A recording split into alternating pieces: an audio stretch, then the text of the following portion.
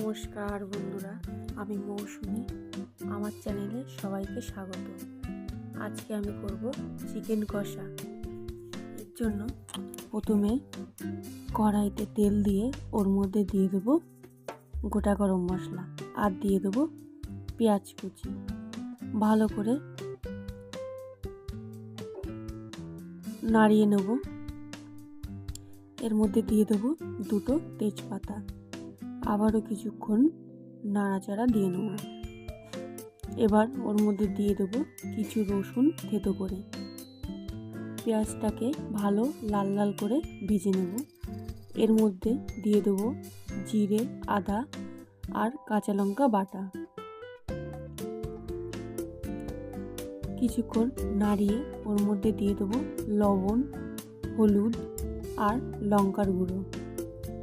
মশলাটাকে ভালো করে কষিয়ে নেব। কষানো হয়ে গেলে ওর মধ্যে দিয়ে দেবো ধুয়ে রাখা চিকেনটা দিয়ে বেশ কিছুক্ষণ নাড়াচাড়া দিয়ে নেব।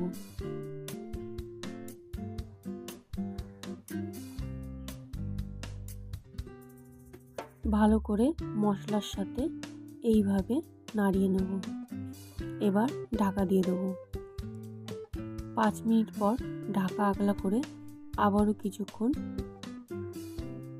এইভাবে নাড়িয়ে নেব।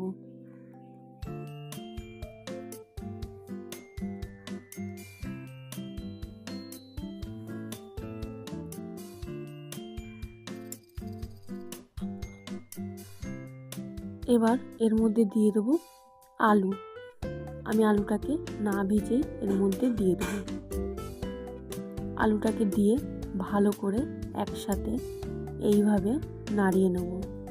দিয়ে দেবো সামান্য জল, দিয়ে ঢাকা দিয়ে দেবো।